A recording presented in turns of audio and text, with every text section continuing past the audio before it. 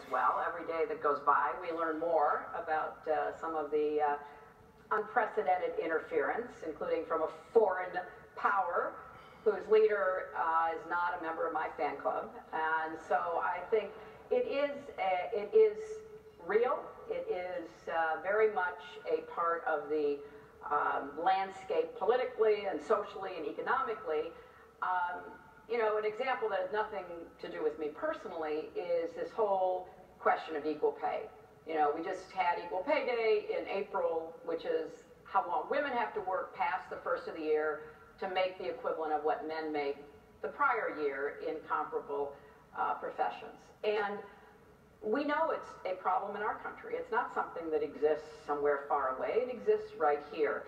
And it's really troubling to me that we are still grappling with how to deal in an economy to ensure that people who do the work that is expected of them get paid fairly and equally. So yes, there are many representations of that, many kinds of examples of that.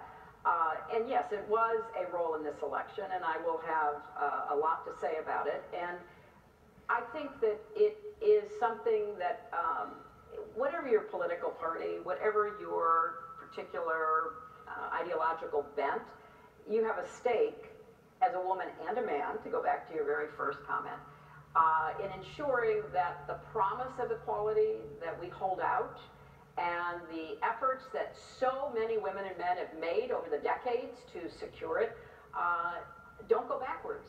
And I think we're not just at a stalled point.